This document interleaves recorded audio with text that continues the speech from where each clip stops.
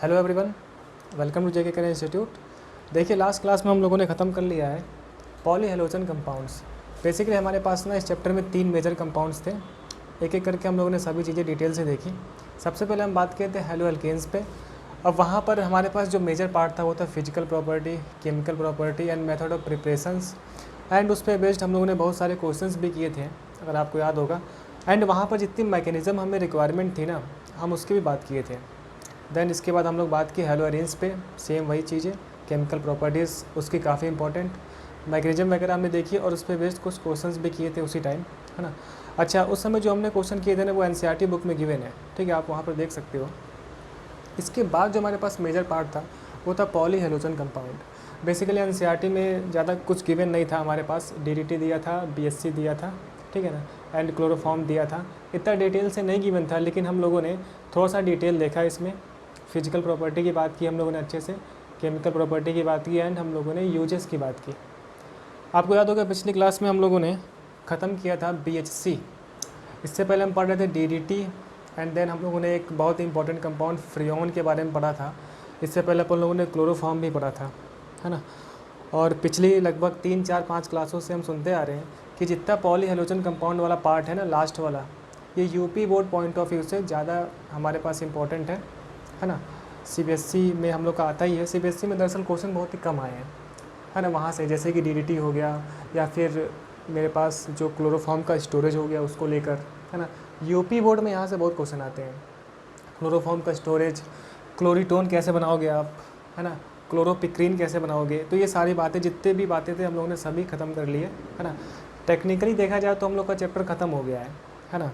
एक छोटा सा पार्ट है जो कि पढ़ाया वैसे नहीं जाता है, लेकिन अपन लोग इतने सारे टॉपिक्स किए हैं, हर छोटे से छोटे टॉपिक्स पे कुछ ना कुछ बातें करें हैं, तो हम लोग इस पर भी थोड़ी सी बात रखेंगे, है ना। तो आज देखिए हम लोग का चैप्टर ख़त्म हो जाएगा। जितनी भी थ्योरी थी, रिएक्शन थी, सभी चीज़ें आज ख़त्म हो जाएंगी। इसके बाद हम लोग एक एक करके एनसीईआरटी का सारा क्वेश्चन सॉल्व करेंगे। उसमें जितना भी गिवन है ना, हालांकि स्टार्टिंग क्वेश्चंस आप लोग सॉल्व कर सकते हो, वो आईपीएससी पे गिवन है। आपको आईपैक नेमिंग लिखना है एंड मेरे पास आईपैक नेम गिवन होगा, तो वहाँ से हमें स्ट्रक्चर फॉर्म करना होगा। इस पर भी हम लोगों ने क्वेश्चन किए थे, ठीक है। और फिर एनसीईआरटी में कुछ ऐसे क्वेश्चन हैं जहाँ पे हम बात करते हैं कन्वर्जेंस की, तो इससे पहले हम लोगों ने कन्वर्जेंस पे भी बात कर रखी है ना।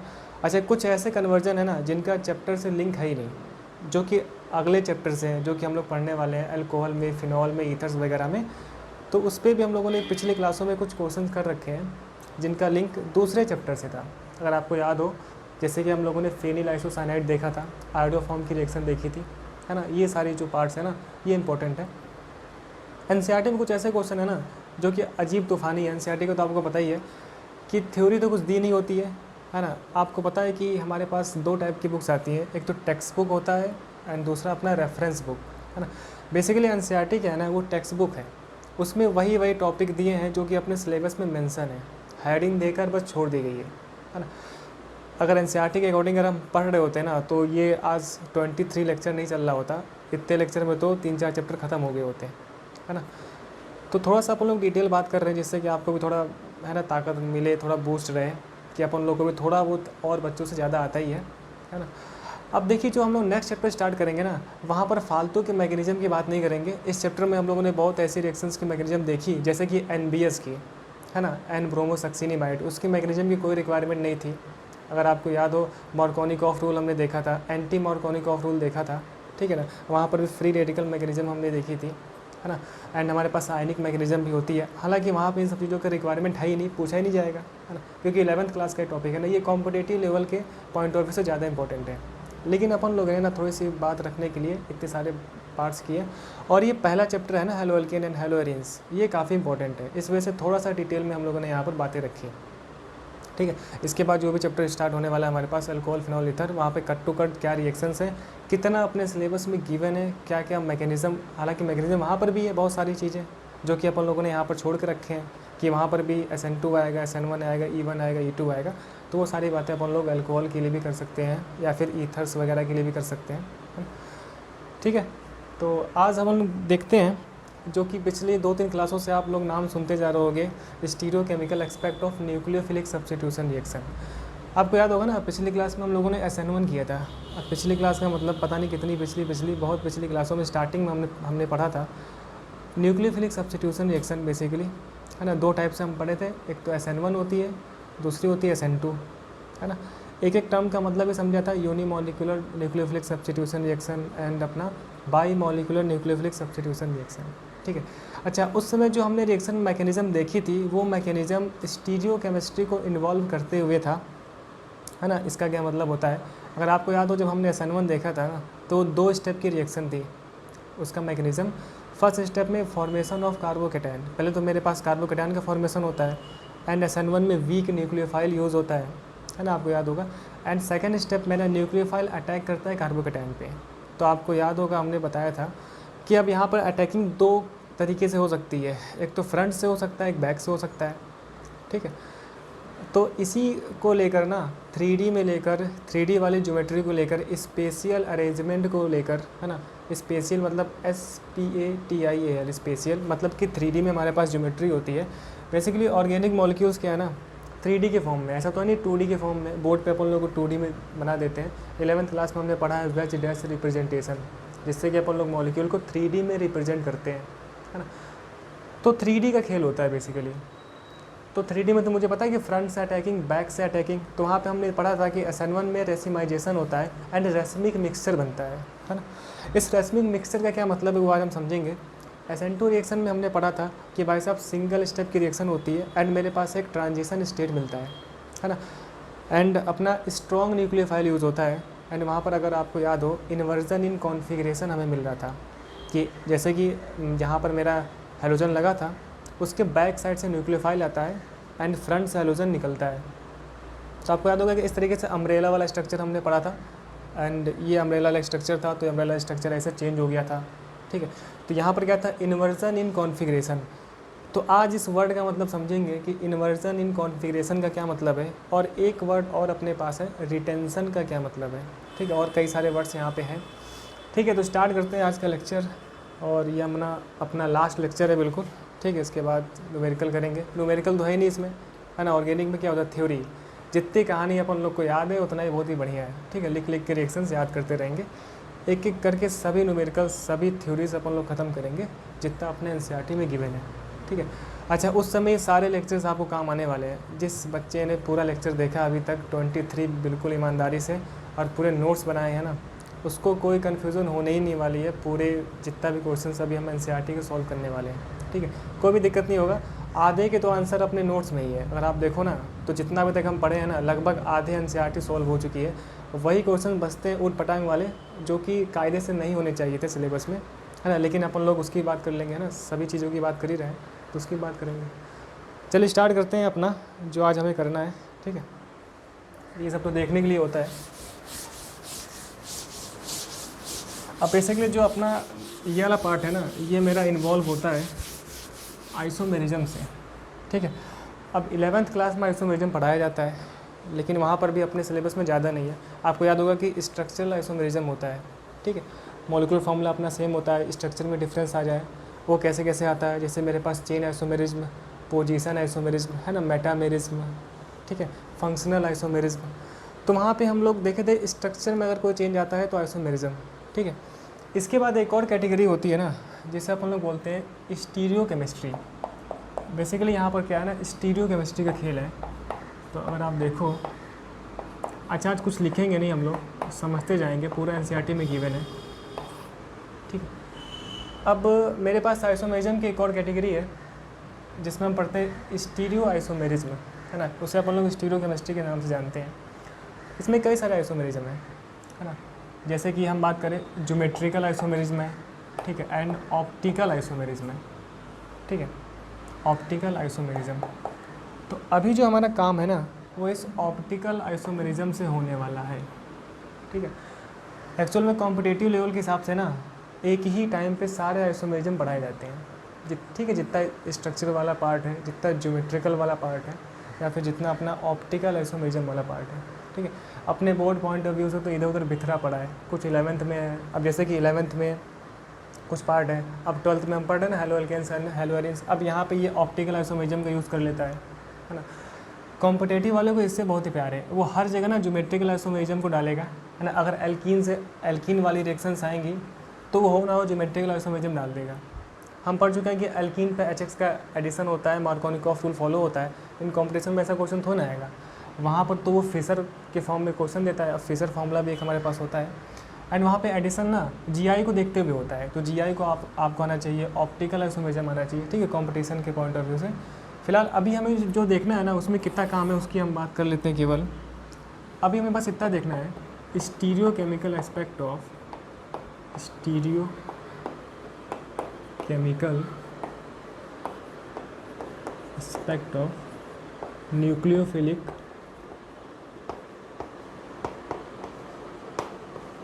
ठीक है, न्यूक्लियोफिलिक सब्स्टिट्यूशन रिएक्शन। हालांकि ये सब पढ़ चुके हैं हम लोग पहले भी, न्यूक्लियोफिलिक सब्स्टिट्यूशन रिएक्शन। यहाँ पे कुछ टर्म्स हैं, ठीक है, कुछ डेफिनेशंस हैं छोटी मोटी, जो कि अपने पेपर में आ सकती हैं, ठीक है। हालांकि आने के बहुत ही कम चांस है, लेकिन हम लोग पढ़ लेते हैं, ठीक है, आ सकता है, आपको मिल जाएगा NCERT में। तो बेसिकली हमें देखना है स्टीरियो केमिकल एस्पेक्ट। अब पूरे ऑर्गेनिक में ना स्टीरियो केमिकल वाला बहुत ही अच्छा फंडा होता है। अगर स्टीरियो केमिस्ट्री वहाँ पर लग जाती है तो वहाँ तूफान आ जाता है ना। अब बेसिकली स्टीरियो केमिस्ट्री बहुत सारी बातें कर सकते हैं अपन लोग, लेकिन अभी कुछ पॉइंट जो NCERT में केवल गिवन है ना, केवल उसी की बात करने वाले हैं। तो इसमें सबसे पहले हमें समझना है कि ऑप्टिकली एक्टिव का क्या मतलब होता है। ऐसे आपको बहुत ही वर्ड मिलेगा कि ये भैया कंपाउंड ऑप्टिकली एक्टिव है कि ऑप्टिकली इनएक्टिव है, ठीक है। ऑप्टिकली एक्टिव का क्या मतलब है, सबसे पहले हमको ये समझना है, ठीक है। दूसरा हम देख रहे हैं कि मेरे पास कायरलिटी का क्या मतलब है, कायरलिटी, ठीक है, या फिर हम बोले कायरल होने का क्या मतलब है। कायरलिटी एक प्रॉपर्टी है, उसकी अभी हम बात करेंगे। या फिर कायरल का क्या मतलब है, या फिर हम देखें एसिमेट्रिक मॉलिक्यूल का क्या मतलब है, ठीक है ना, ये चीज़। और एक आध दो पॉइंट देखें हम लोग, तो इनेंशियोमर्स का क्या मतलब है, इनेंशियोमर्स, ठीक है। और जो मेरे पास इंपॉर्टेंट है जैसे कि रिटेंशन, ठीक है, इन्वर्जन जो हम देखे थे SN2 रिएक्शन में होता है, इन्वर्जन इन कॉन्फ़िगरेशन। या फिर हम बात कर सकते हैं यहाँ पर रेसिमाइजेशन। ये सारे पॉइंट्स अपन लोग समझने वाले हैं, है ना। कायदे से इसी को समझने में ना लगभग 2 घंटे लग जाएगा अगर हम बहुत ही डिटेल चलने लगे तो अपन लोग थोड़ी सी बातें करेंगे जितना NCERT में गिवन है, बस उतना ही, ठीक है। ऑप्टिकली एक्टिव क्या मतलब, कायरलिटी या फिर कायरल या फिर asymmetric molecule, enantiomer, retention, inversion या फिर रेसिमाइजेशन, ठीक है। ये सारे पॉइंट समझने हैं, किस चीज़ को समझने के लिए, स्टीरियो केमिकल एस्पेक्ट को समझने के लिए, है ना, रिएक्शंस की, ये सब। अब सबसे पहला हम काम देखते हैं ना कि भाई साहब इस ऑप्टिकली एक्टिव कंपाउंड का क्या मतलब है, ठीक है। ऑप्टिकली एक्टिव, अब बेसिकली यहाँ पर थोड़ी बहुत फिजिक्स आती है, पहले इतना आप नोट कर लो, फिर हम आगे देखते हैं, ठीक है। पहले इतना नोट कर लो आप।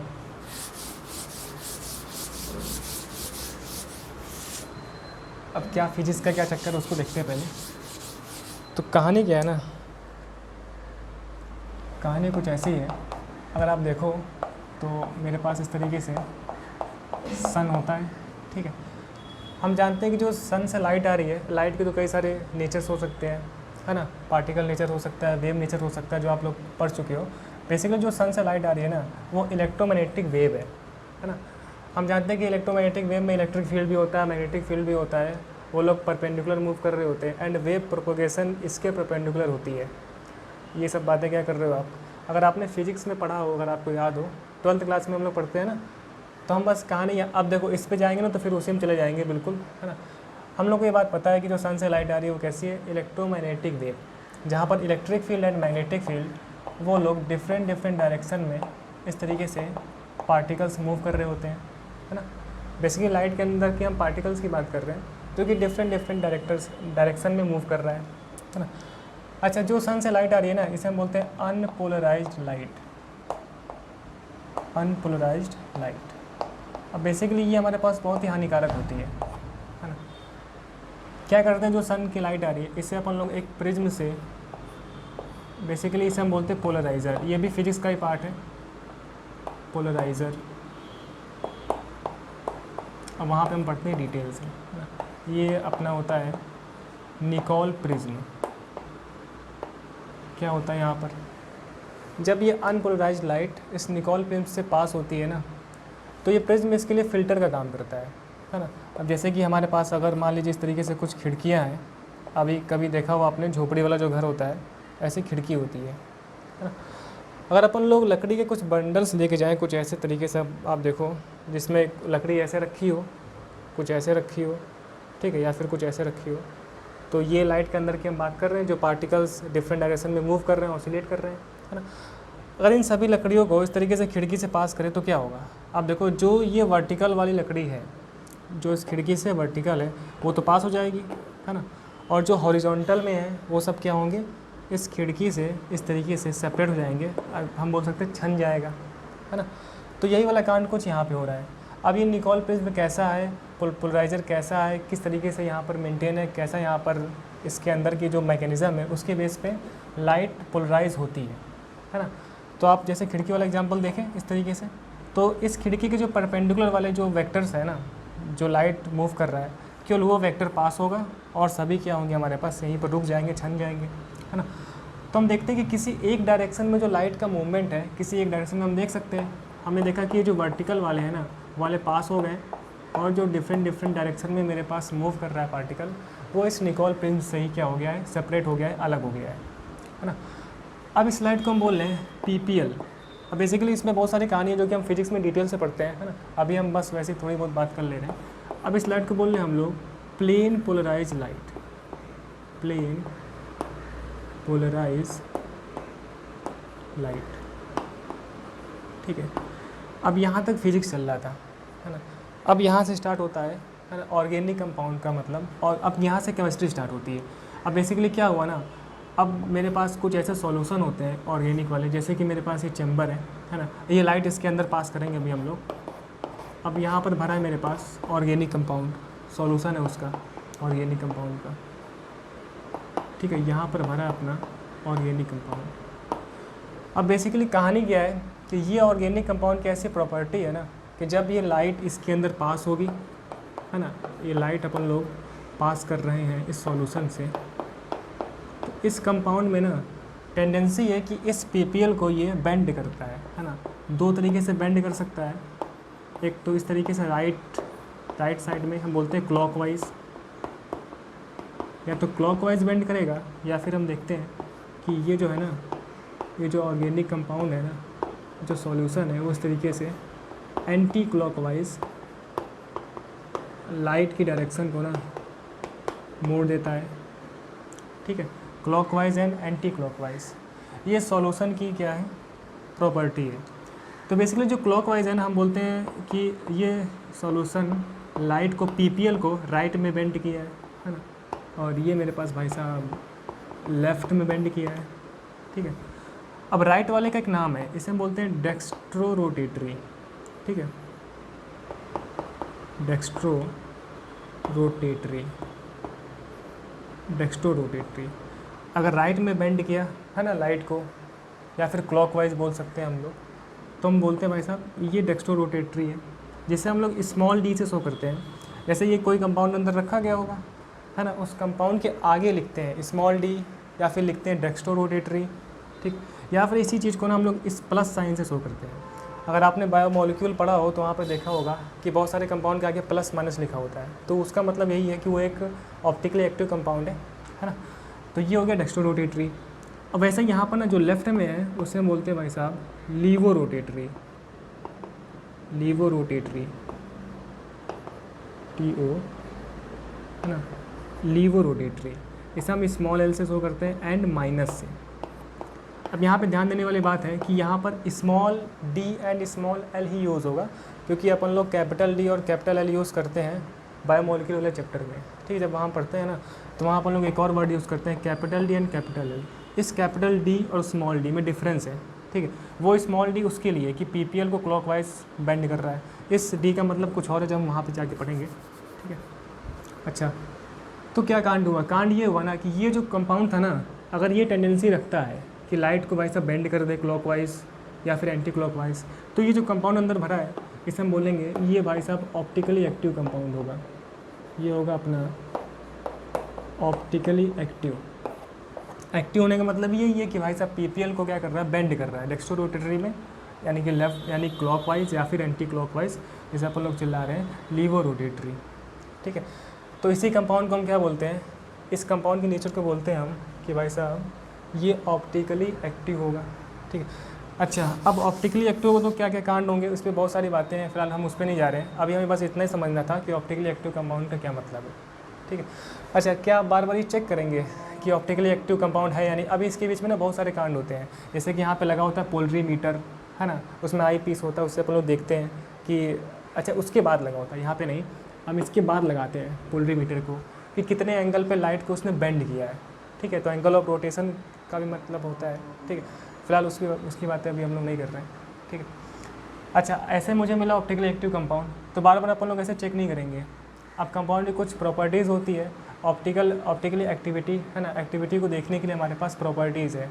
कैसे अपन लोग कंपाउंड को देखकर, मॉलिक्यूल को देखकर ये बताएं कि ऑप्टिकली एक्टिव होगा या फिर नहीं होगा।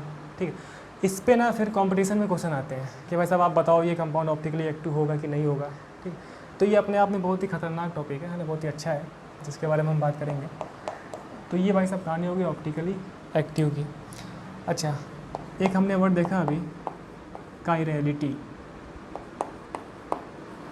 काइरलिटी बेसिकली अगर कंपाउंड में काइरलिटी होगा ना तो वो कंपाउंड ऑप्टिकली एक्टिव होगा। ठीक है, अब इस काइरलिटी का क्या मतलब है वो देखते हैं। बेसिकली डेली लाइफ की एग्जांपल्स हम लोग देखते हैं, जैसे डेली लाइफ में काम होता है ना वैसे ये ऑर्गेनिक मॉलिक्यूल्स का भी बिहेवियर होता है। अगर आप कभी देखो तो अगर मैं ये वाला हाथ बनाऊँ, ठीक है, ये वाला हाथ इस तरीके से, अब ऐसे ऐसे हाथ बने होते हैं आपको बुक्स में मिले होंगे, 1 2 3 4। ठीक, अगर इसके सामने हम लोग मिरर रखें तो कैसी शेप मिलेगी आप देखो, 1 2 3 4 एंड ये वाली अपनी 5 वाली हुई। ठीक है, यहाँ पर मिरर रखा हुआ है। अब कुछ शेप्स हम और देखते हैं, जैसे सर्कल, इसके सामने रखो आप मिरर, मिरर क्यों रख रहे हैं अभी उसकी बात करते हैं। ठीक है, या फिर मान लीजिए कुछ इस तरीके का बर्तन हमारे पास है जिसका शेप ना कुछ ऐसा है, यहाँ पे हमने रखा क्या, मिरर, तो मिरर में तो ऐसा दिखेगा ना, ये देखो इस तरीके का कुछ दिखेगा। ठीक है, अब ऐसा ही ना ऑर्गेनिक मॉलिक्यूल बिहेव करता है। तो पहले हम ये देखते हैं, ऐसे रखा, अब क्या करते हैं ना, इस वाले हाथ को उठा के इसके ऊपर रखो, क्या इसको ढक लेगा? बिल्कुल। हम बोलते हैं सुपर इम्पोज करेगा कि नहीं करेगा। अब यहाँ देखो, इस सर्कल को उठा के इस पर रखोगे तो बिल्कुल इसको ढक लेगा, कवर कर लेगा। तो हम इसे बोलते हैं कि भाई साहब यहाँ पर क्या है, ये सुपर इम्पोजिबल मिरर इमेजेस हैं। ये भाई साहब सुपर इम्पोसिबल मिरर इमेजेस। जितना मैं सोचा हूँ बताने को ना, वो भी आज लग रहा है हो ही नहीं पाएगा। ठीक है, इसे हम बोलते हैं सुपर इम्पोजिबल मिरर इमेजेस। अच्छा, इस हाथ को उठा के डायरेक्ट इस पर रखो तो कवर नहीं कर पाएगा, देखो अंगूठा इधर आ जाएगा। तो हम इसे बोलते हैं भाई साहब non superimposable mirror image. Non superimposable mirror image, mirror image. ठीक है, तो कहानी है ना, अगर मेरे पास non superimposable mirror image मिलेगा, ठीक है, तब हम बोलेंगे कि भाई साहब ये जो ऑब्जेक्ट है ना, इंडिविजुअल, इन ऑब्जेक्ट को बोलते हैं हम काइरल ऑब्जेक्ट। हम बोलते हैं काइरल ऑब्जेक्ट। अपने कंपाउंड के लिए बोलेंगे काइरल मॉलिक्यूल, है ना। तो बेसिकली ये दोनों अलग अलग क्या हैं, वो हैं अपने काइरल ऑब्जेक्ट, ये इनका नाम है। ठीक है, और जो ये मेरे पास प्रॉपर्टी हुई ना, है ना, इस ऑब्जेक्ट की प्रॉपर्टी की, भाई साहब अगर इस हाथ को, या हाथ मैंने बनाया है ना, अगर मिरर में देखो फिर इसको ऐसे उठा के इसके ऊपर रखो, नहीं ढक रहा है, ये नॉन सुपर इम्पोज है। ठीक है, तो इस प्रॉपर्टी को हम बोलते हैं काइरलिटी। क्या बोल रहे हैं? काइरलिटी। ठीक है, अच्छा अगर काइरलिटी है कंपाउंड के अंदर तो वो कंपाउंड ऑप्टिकली एक्टिव होगा। ठीक है, ऑप्टिकली एक्टिव होगा। अब यही सेम काम ना हम लोग ऑर्गेनिक मॉलिक्यूल के लिए देखते हैं। हमारे पास जैसे कि 2 डिफरेंट कंपाउंड है ना, ऑर्गेनिक के मॉलिक्यूल्स हैं, वो देखने में एक दूसरे के बिल्कुल मिरर इमेज लगते हैं। ठीक है। लेकिन अगर उसको अपन लोग एक दूसरे के ऊपर रखें हैं तो वो नॉन सुपर इम्पोज करते हैं, ठीक। तो वो कंपाउंड क्या होंगे, ऑप्टिकली एक्टिव होंगे, ठीक है। एंड उन कंपाउंड्स को क्या बोलेंगे हम, कायरल ऑब्जेक्ट, क्या बोलते हैं, कायरल ऑब्जेक्ट, ठीक। अगर यह वाला कांड हो जाए ना कि भाई साहब सुपर इम्पोजिबल मिरर इमेजेस मिल जाए तो ये यहाँ पर कायरलिटी नहीं होगी, है ना, ये नॉन कायरल है। ये क्या है साहब, नॉन कायरल, ठीक है। अभी कुछ और बातें करते हैं, पहले आप इतना ऐसे बना लो, ठीक है। कहानी तो आपकी बुक्स में सब लिखी है, जितना मैंने बोला है, ठीक है, उतना ही इंपॉर्टेंट है, ठीक। तो इसको बनाओ, फिर हम बात करते हैं कि कायरलिटी का मतलब तो ये हुआ, ठीक है, non superimposable mirror images. इसको अपन लोग मॉलिक्यूल्स में कैसे देखें, ऑर्गेनिक कंपाउंड्स में कैसे देखेंगे, उसके बारे में बात करेंगे, ठीक है। एसिमेट्रिक मॉलिक्यूल के बारे में बात करेंगे, एसिमेट्रिक कार्बन, है ना, स्टीरियो सेंटर क्या मतलब उसकी बात करते हैं। पहले आप इतना कॉपी करो, ठीक है। तो ये देख लिया। अब बेसिकली मेरे पास कुछ पॉइंट्स की हम और बात कर लें तो ये अपना मिरर, ठीक है।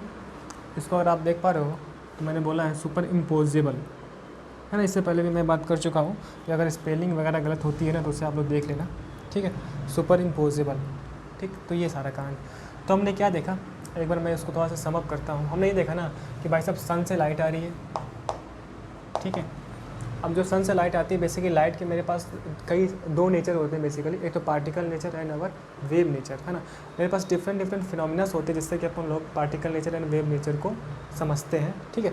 अच्छा, बेसिकली लाइट मेरे पास क्या है ना, लाइट एक इलेक्ट्रोमैग्नेटिक वेव है ना, मतलब एक ऐसी वेव चीज़ें जिससे प्रोपगेशन के लिए मीडियम की आवश्यकता नहीं है, क्योंकि लाइट तो भाई साहब अर्थ के ऊपर से आ रही है, वहाँ तो मीडियम है ही नहीं, है ना।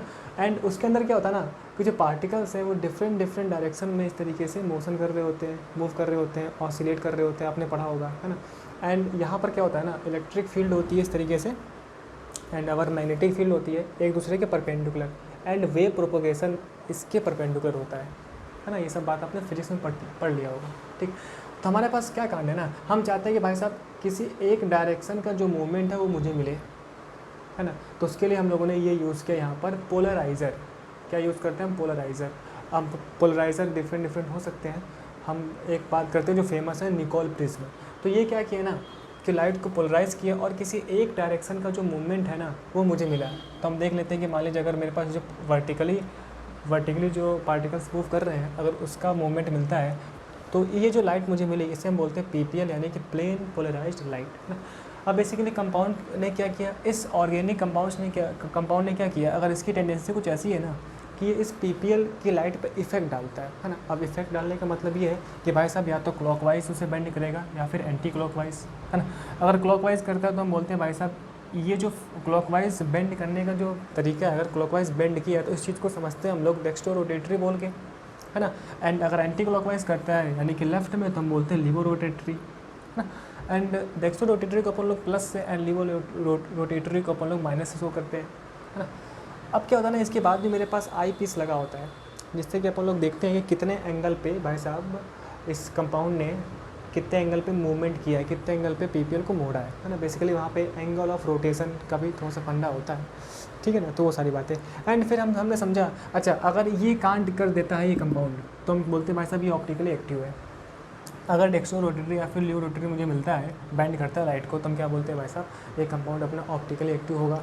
अच्छा, ऑप्टिकली एक्टिव होने के लिए बहुत सारी कंडीशन है, जैसे कि है ना, एक सफिशिएंट कंडीशन मेरे पास ये इंपॉर्टेंट कि मॉलिक्यूल में कायरलिटी होनी चाहिए। कायरलिटी का मतलब अगर मेरे पास कोई मॉलिक्यूल है ऑर्गेनिक का, है ना, उसके मिलता जुलता एक और मॉलिक्यूल है जो कि इसका मिरर इमेज है, अगर इसको उठा के हम इसके ऊपर रखें ना तो वो नॉन सुपर इम्पोजिबल होना चाहिए, है ना। मतलब कि सुपर इम्पोज नहीं करना चाहिए कुछ इस साइड का, ऐसे उठा के रखोगे तो बिल्कुल प्योर ढकेगा नहीं, है ना। तो non superimposable mirror images अगर हैं तो हम बोलते हैं भाई साहब ये कायरल ऑब्जेक्ट्स हैं, है ना।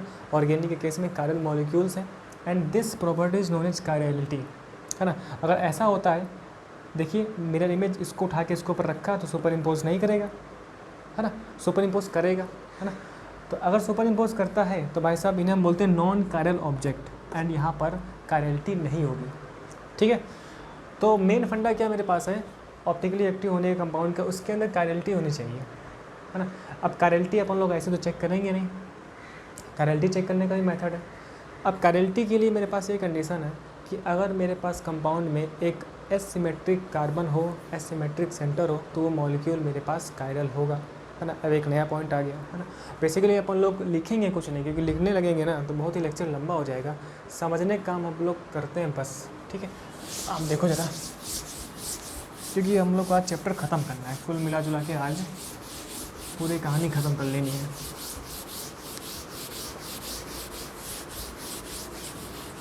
क्या कहानी क्या है उसको देखते हैं, है ना। तो एक वर्ड यूज़ होता है अपने ज़माने में, अपनी ज़िंदगी में, एसिमेट्रिक,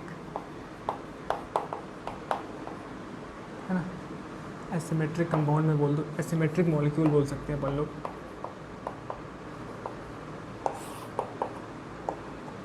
ठीक। या फिर इसी को बोलते हैं अपन लोग, देखते हैं एक और पॉइंट इसका, एक और, अगर मान लीजिए कोई मेरे पास सेंटर है, कार्बन सेंटर है, इससे अगर चार वैलेंसी होती है, 4 वैलेंसी इसकी, अगर यहाँ से ना 4 डिफरेंट ग्रुप्स लगे हों इस कार्बन से ना, इस तरीके से, तो ये जो सेंटर होता है ना, इसे हम बोलते हैं chiral centre. This centre is known as chiral centre. अब बेसिकली हमारे लिए ना ऑर्गेनिक में कायरल सेंटर कार्बन होने वाला है, तो हम बोल देते हैं भाई साहब कायरल कार्बन, कायरल कार्बन, ठीक है।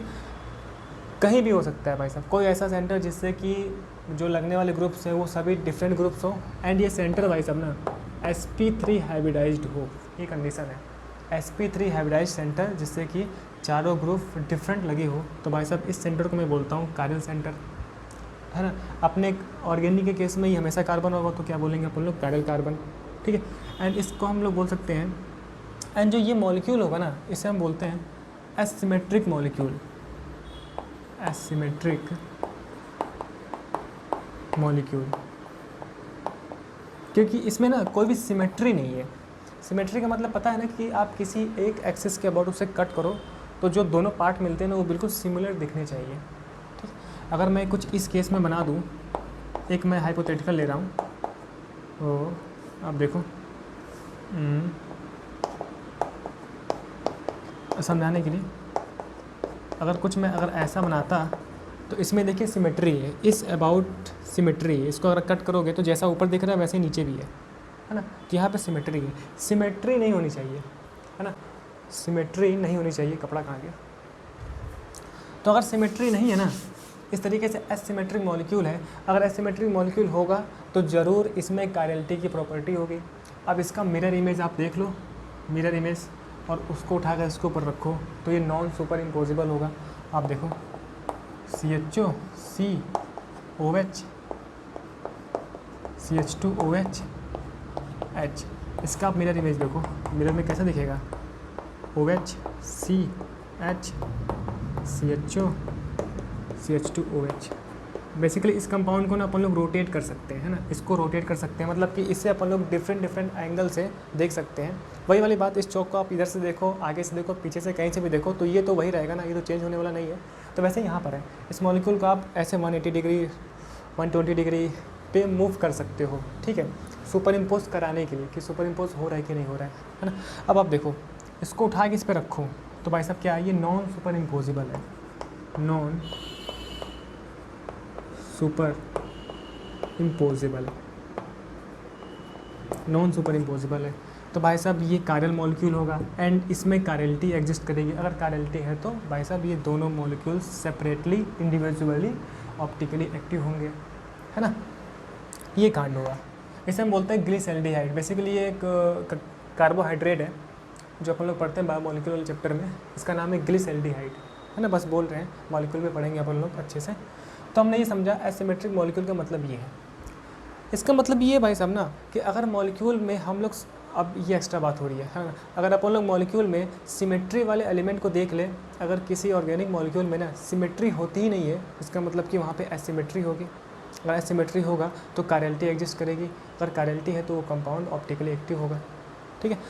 अब इस मॉलिक्यूल में कैसे कैसे सिमेट्री हो सकती है, कॉम्पिटिटिव पॉइंट ऑफ व्यू से इंपॉर्टेंट है। अब मॉलिक्यूल में मेरे पास सेंटर ऑफ सिमेट्री हो सकती है, प्लेन ऑफ सिमेट्री हो सकती है, एक्सिस ऑफ सिमेट्री हो सकती है, बेसिकली ये सिमेट्री वाले पार्ट हैं। तो इसके बाद जो टॉपिक स्टार्ट होता है basically competitive point of view से, अपन लोग POS चेक करते हैं कंपाउंड में, plane of symmetry, COS check करते हैं, सेंटर ऑफ सिमेट्री। अगर ये होता है तो भाई साहब सिमेट्री हो गया, मॉलिक्यूल सिमेट्रिक हो गया, तो वहाँ पे कायरलिटी एग्जिस्ट नहीं करेगी।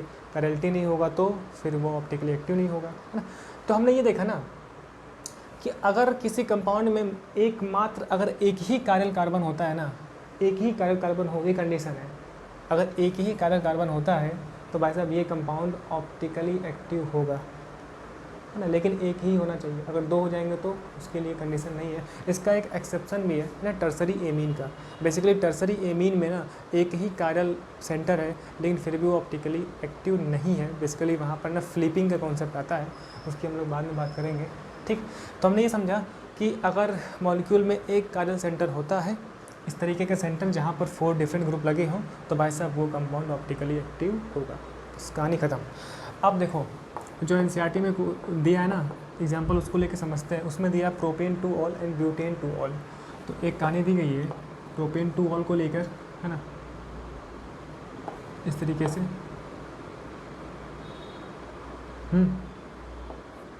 एंड मेरे पास वही अपना वेज डैश फॉर्मूला यूज़ हुआ है। वेज डैश तो जानते ही हो आप, ठीक है। ये अपना H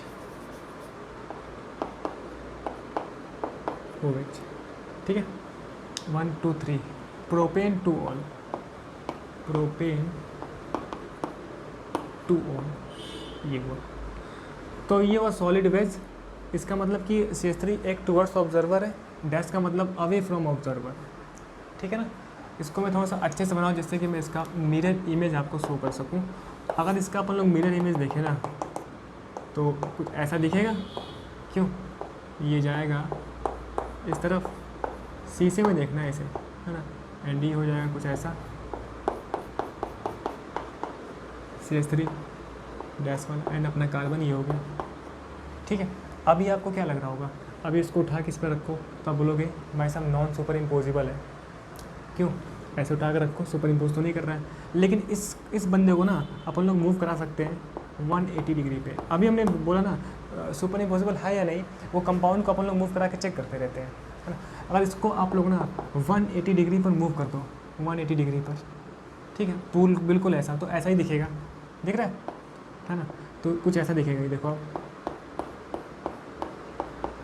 CH3 मोड़ के देख लो, ऐसे मोड़ोगे तो ऊपर जाएगा वो, ठीक है।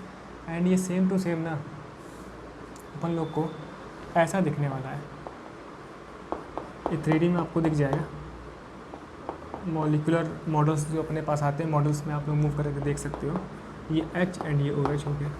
तो अब देखो, अगर मैं इसको A बोल दूँ, इसको B बोल दूँ, इसको मैं C बोल दूँ, तो A एंड C क्या है ना, A एंड C मेरे पास कैसा है, सुपर इम्पोजिबल है, सुपर इम्पोजिबल। तो अगर सुपर इम्पोजिबल हो जाएगा तो यहाँ पे कायरलिटी एग्जिस्ट नहीं करेगी, मतलब कि ये क्या हो गया, नॉन कायरल हो गया।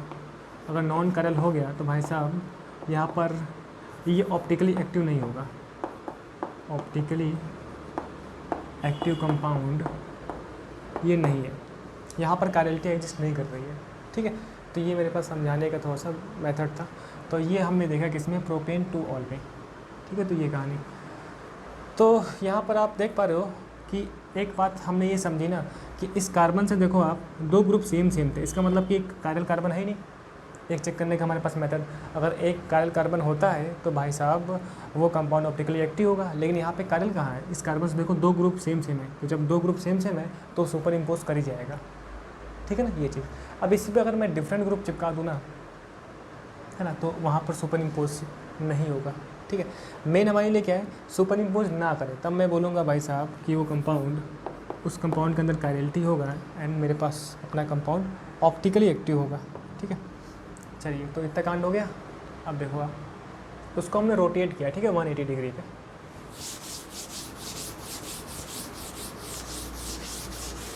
अगर हम नेक्स्ट देखें तो हम देख रहे हैं ब्यूटेन टू ऑल का एग्जांपल दिया अपनी बुक में। Carbon C2H5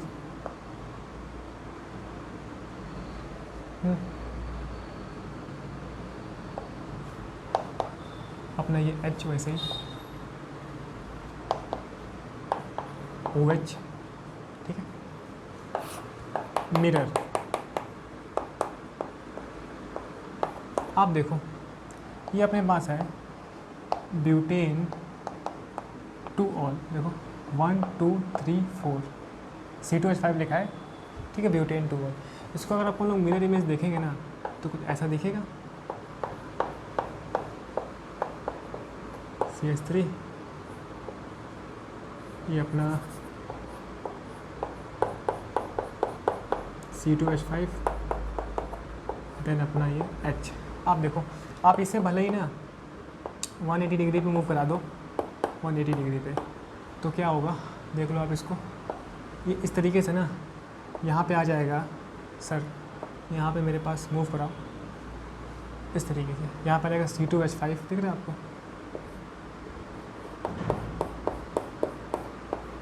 C2H5, and then मुझे यहाँ मिल जाएगा, बेसिकली आपको अभी देख के ऑब्जर्व नहीं होगा, है ना, CH3, एंड ये मेरे पास H, एंड ये अपना OH।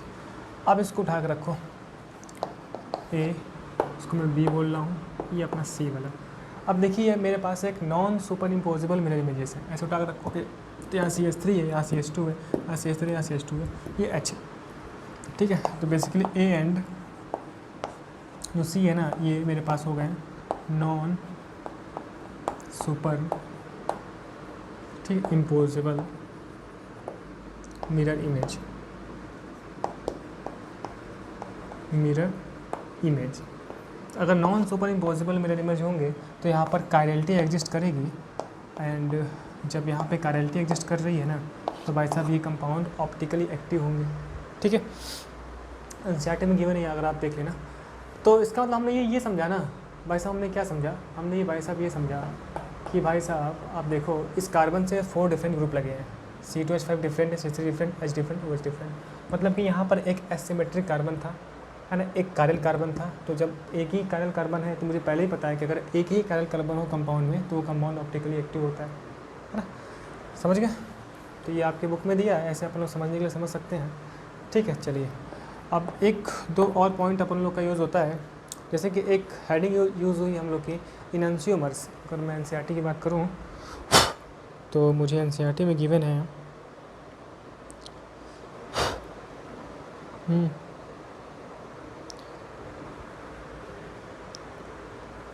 तो थोड़ा मैं एनसीईआरटी देख लेता हूं, ठीक है ना। तो अगर आप देखो ना तो जब मैं इसे 180 डिग्री पे मूव किया हूँ, ठीक है, तो ये मेरे पास ना मूव होकर भाई साहब ये चला गया पीछे। ये थोड़ा सा मुझे डाउट हो रहा था, क्योंकि आप लोग जब आपके पास मॉलिक्यूलर मॉडल्स होंगे ना तो आप उसमें देख पाओगे कि ऐसा एक्चुअल में हुआ, ठीक है। तो बेसिकली अपने पास ये चला गया डैश, मतलब कि away from observer, and this is our CH3 towards observer, and ये OH एंड ये H, ठीक है, ये चीज़, ठीक है। अब सही है ये। तो ये जो कंपाउंड्स हुए इसका मतलब कि ये जो मेरे पास ब्यूटेन टू ऑल है ना ऑप्टिकली एक्टिव है, यहाँ से भी दिख रहा है 4 डिफरेंट ग्रुप लगे हुए हैं, एंड अपन लोग इस तरीके से non superimposable mirror image करके भी देख सकते हैं, है ना। एक वर्ड यूज़ होता है इनएंशियोमर्स, बेसिकली अपन लोग जो डील कर रहे हैं वो स्टीरियो आइसोमर्स से डील कर रहे हैं, है ना। तो इसका मतलब कि दो ऐसे मेरे पास स्टीरियो आइसोमर्स, दो ऐसे कंपाउंड्स, ठीक है ना, जिसमें कि स्टीरियो आइसोमेरिज्म हो। स्टीरियो आइसोमेरिज्म होने का मतलब क्या है कि उनकी स्पेशियल अरेंजमेंट में डिफरेंस हो, है ना। हर कार्बन स्पेस में लगा, स्पेस मतलब कि 3D ज्योमेट्री में उसके डिफरेंस हो, ठीक है। तो ऐसे दो मेरे पास स्टीरियो आइसोमर्स, ऐसे कंपाउंड है ना जिनका फिजिकल प्रॉपर्टी सेम हो। फिजिकल प्रॉपर्टी सेम हो कहने का मतलब क्या है कि melting point, boiling point, refractive index, ये सभी चेंज हो, ये सारी प्रॉपर्टीज सेम हो लगभग, है ना, सेम ही होता है। केवल एक डिफरेंस हो एंगल ऑफ रोटेशन में, और ये दोनों कंपाउंड सेपरेटली ऑप्टिकली एक्टिव भी हो, है ना। मैं समझाना चाहता हूँ इनएंशियोमर्स का। इनएंशियोमर्स बेसिकली मेरे पास स्टीरियो आइसोमर्स के 2 पेयर्स होते हैं जो कि इंडिविजुअली ऑप्टिकली एक्टिव कंपाउंड होते हैं, ठीक है।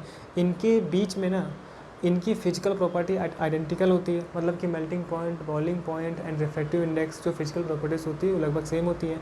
इसका मतलब कि इन्हें हम किसी फिजिकल मेथड से सेपरेट नहीं कर सकते हैं, है ना। केवल डिफरेंस इस बात का होता है एंगल ऑफ रोटेशन का।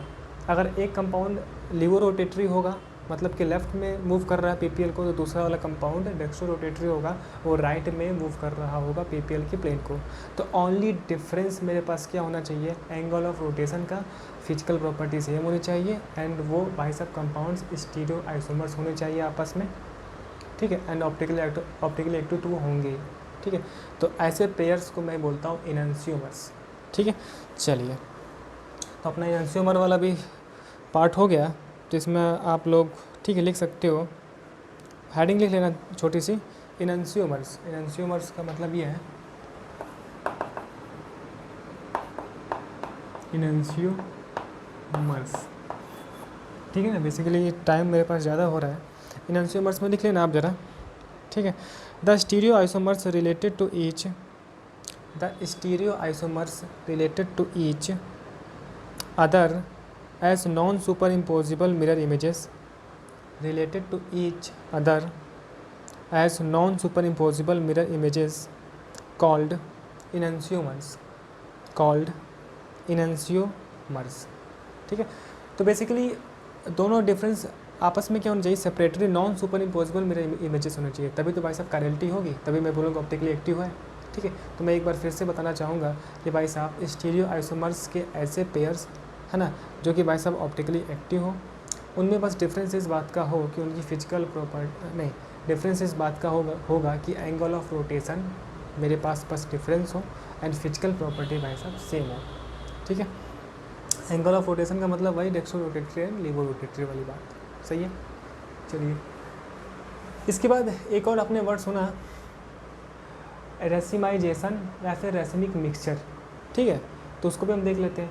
बेसिकली मेरे पास देखिए दो ऑप्टिकली एक्टिव कंपाउंड ऐसे हो ना जिनमें एंगल ऑफ रोटेशन 0 हो, ठीक है। कहने का मतलब ये है कि एक मेरे पास कंपाउंड है, वो मान लीजिए डेक्स्ट्रो रोटेटरी है, तो दूसरा अपना लीवो रोटेटरी हो, तो जिससे कि प्लस और माइनस से मेरे पास एंगल ऑफ रोटेशन कैंसिल हो जाए, ठीक है।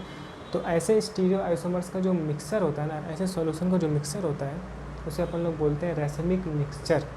And this process and the conversion है ना एक कंपाउंड से दूसरे कंपाउंड में, जिससे कि मुझे रेसिमिक मिक्सचर मिले, this conversion is known as racemization, ठीक है। तो हमने समझा रेसिमिक मिक्सचर को। तो आपको याद होगा जब SN1 रिएक्शन पढ़ रहे थे तो वहाँ पर न्यूक्लियोफाइल अटैक फ्रंट से भी कर सकता था एंड बैक से भी कर सकता था। तो एक बार मान लीजिए फ्रंट से किया तो मेरे पास D वाला मिलेगा, DL है ना, वो एक्सपेरिमेंटली होता है, D की मिलेगा कि L मिलेगा, वो पता करना हमारा एक्सपेरिमेंटल काम है। हालांकि मुझे इतना पता है कि एक D होगा तो एक L होगा, ठीक है। तो SN1 रिएक्शन हुई थी, हम देखे थे फर्स्ट स्टेप में formation of carbocation, second step में न्यूक्लियोफाइल का अटैक। न्यूक्लियोफाइल फ्रंट से अटैक कर सकता है, बैक से अटैक कर सकता है। एक बार फ्रंट से अटैक किया तो वहाँ पे देखो आप कायरल सेंटर मिलता है, मतलब कि वहाँ पर कायरल मॉलिक्यूल है, मतलब कि वहाँ कायरलिटी होगी। तो एक कंपाउंड मुझे मिलता है जो कि डी वाला होगा, तो दूसरा मुझे क्या मिलेगा, एल वाला। तो डी और एल है ना अपोजिट है, तो ये भाई साहब एंगल ऑफ रोटेशन को कैंसिल कर देंगे, जिससे कि मेरे पास कंपाउंड में क्या होगा, 0 एंगल ऑफ रोटेशन। या फिर मैं बोल सकता हूँ कि इनैंसियोमर्स का ऐसा मिक्सचर जिसमें एंगल ऑफ रोटेशन 0 हो, तो ऐसे मिक्सचर्स को अपन लोग क्या बोलते हैं, racemic mixture. And this conversion is known as racemization, ठीक है। तो ये पार्ट अपना ख़त्म हुआ। छोटा सा एक पार्ट और है, तो हमने अब ये भी समझा, सुनते सुनते समझा, कुछ लिखा नहीं, हमने समझ लिया कि भाई साहब रेसिमाइजेशन का क्या मतलब है, इनैंसियोमर्स का क्या मतलब है, सुपर इम्पोजिबल मिरर इमेजेस का क्या मतलब है, non superimposable mirror images का क्या मतलब है ना। एक पार्ट अपन लोग करते हैं छोटा सा, रिटेंशन इन कॉन्फ़िगरेशन। रिटेंशन, एक बार मैं ज़रा स्पेलिंग चेक कर लूँ, है ना, ये स्पेलिंग का काफ़ी पंगा रहता है।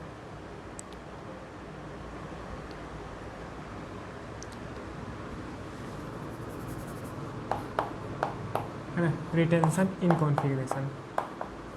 कॉन्फ़िगरेशन वही स्पेस में जो मेरे पास है ना स्ट्रक्चर चेंज हो रहे हैं। इससे पहले जब मैंने रिटेंशन लिखा तो SION लिख दिया था, है ना, बेसिकली RETENTION होगा, ठीक।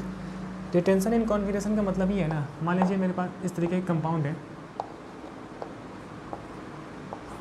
यहाँ पे X लगा हुआ है ना, एंड जब रिएक्शन होती है तो एक मेरे पास Y वाला स्पेसी आता है, एंड Y वाला स्पेसी इस मैनर में, बेसिकली मेरे पास ये न्यूक्लियोफिलिक सब्स्टिट्यूशन रिएक्शन चल रही है ना, तो एक न्यूक्लियोफाइल इस लिविंग ग्रुप को सब्स्टिट्यूट करेगा। अगर सब्स्टिट्यूशन कुछ ऐसे हो ना जहाँ पर लिविंग ग्रुप था वो हट के न्यूक्लियोफाइल लग जाए, मतलब कुछ मुझे ये वाला कांड मिल जाए, अभी मैं थोड़ा सा फास्ट चलूँगा, ठीक है ना, सी मिल जाए, एंड जहाँ एक्स था ना, जहाँ पर लिविंग ग्रुप था वहीं पे वाई आ जाए, ठीक है। तो this configuration is known as retention, इसे हम बोलते हैं सर रिटेंशन। इसका एग्जांपल है ना 2 मेथिल ब्यूटेन 1 ऑल, है ना, ये मेरे पास है।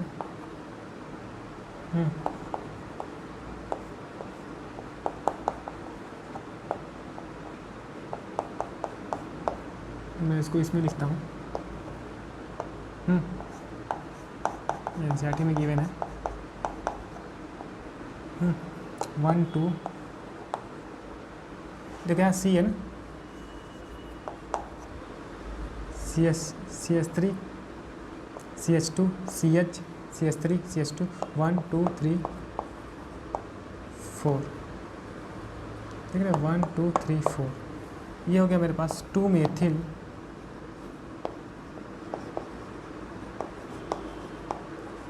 Butane 1 ol. Basically minus sign के साथ होता है।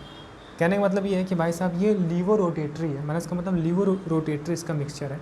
और आपको दिख रहा हो ना यहाँ पे एक कायरल सेंटर है, इस कार्बन से देखो आप CH2OH डिफरेंट ग्रुप लगाए, इससे CH3OH एक डिफरेंट ग्रुप है, इससे H ये भी डिफरेंट है, और इससे पूरा C2H5 डिफरेंट है। मतलब कि इस कंपाउंड में हम पहले पढ़ चुके हैं, अगर कंपाउंड में एकमात्र एक कायरल सेंटर होता है तो ये कंपाउंड ऑप्टिकली एक्टिव होगा। ऑप्टिकली एक्टिव है सही, यहाँ से भी दिख रहा है कि माइनस दिख रहा है, यहाँ पे माइनस क्या शो कर रहा है, लीवो रोटेटरी को, ठीक है, ये ऑप्टिकली एक्टिव। इसकी रिएक्शन होती है अगर ना HCl के साथ, बेसिकली रिएक्शन होती है ना HCl के साथ, तो क्या करता है ना यहाँ से Cl रिप्लेस हो जाता है इस OH से सेम मैनर में। तो क्या बनता है सर, देखो आप ऐसे हो गया,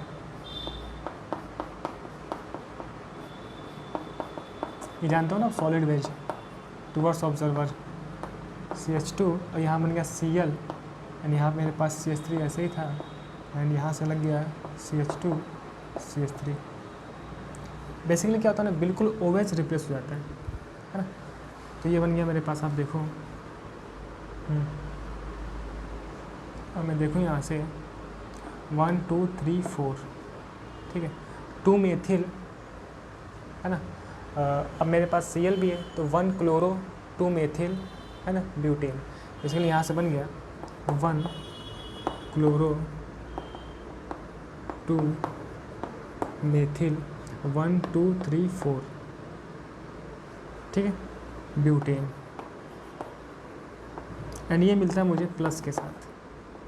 प्लस का मतलब डेक्स्ट्रो रोटेटरी, अगर ये लिवो रोटेटरी तो मुझे ये मिलता है डेक्स्ट्रो रोटेटरी, ठीक है, ये कंपाउंड की प्रॉपर्टी। तो हमने देखा इस रिएक्शन में ना इस OH से ये Cl उसी मैनर में रिप्लेस हो गया। तो मतलब यहाँ पे क्या हो रहा है, रिटेंशन इन कॉन्फ़िगरेशन, मतलब कि इस कॉन्फ़िगरेशन में क्या हुआ, रिटेंशन, यहाँ पे रिटेंशन हुआ, ठीक है, ये रिटेंशन का एग्जांपल, रिटेंशन, ठीक है। इसको आप कॉपी करो, फिर हम 1 2 पॉइंट और देख लेते हैं, है ना, ठीक है, ये हो गया। तो बेसिकली यहाँ पे अपन लोग हीट करते हैं, यहाँ से ना H2O निकल जाता है, ठीक है। तो ये समझा हमने रिटेंशन। एक पॉइंट हम और समझते हैं, अगर आप देखो तो ये ऐसा होगा तो हम बोलेंगे रिटेंशन। एक मेरे पास होता है इनवर्जन, ये हम पढ़ चुके हैं SN2 रिएक्शन में, है ना, छाते ऐसा। अगर मेरे पास कुछ ऐसा सीन है, ये मैं बना रहा हूँ, ठीक है, मान लीजिए कुछ ऐसा सीन है, कैसा,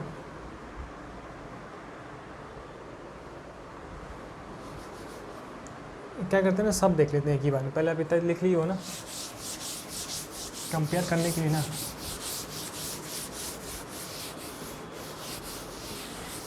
एक ही में अपन लोग सब कुछ देख लेते हैं।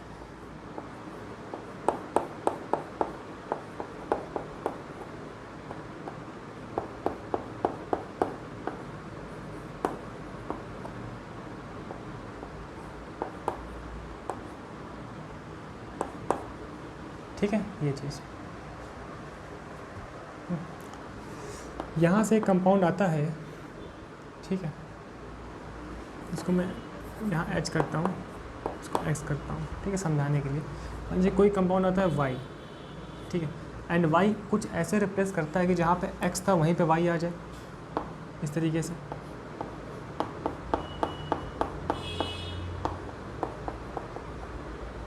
C2H5 है ये। अब मैं थक चुका हूँ, तभी इतना ज़्यादा गलतियाँ होती हैं थकने पर, ठीक है।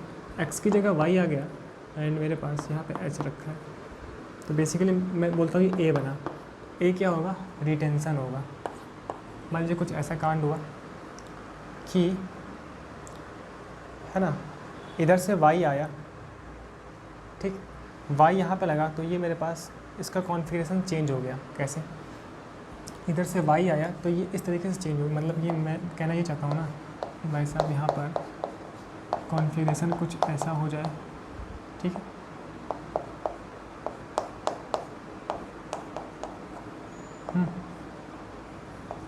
वाई लग गया, यहाँ पे एच था, ठीक है, ऐसा कॉन्फ़िगरेशन था ना, उधर से वाई आया तो ये कॉन्फ़िगरेशन ऐसा चेंज हो गया, देख रहे हैं, इस तरीके से, यहाँ वाई लग गया। मैं इसे बी बोल रहा हूँ, है ना। एंड अगर कुछ ऐसा कांड हो जाए कि मुझे ए प्लस बी दोनों मिल जाए 50-50%, है ना, तो basically this is known as inversion in configuration. NCERT में मिलेगा आपको, है ना, थ्योरी वगैरह। इन्वर्जन इन कॉन्फ़िगरेशन इसे हम बोलते हैं retention in configuration, and this is our racemisation.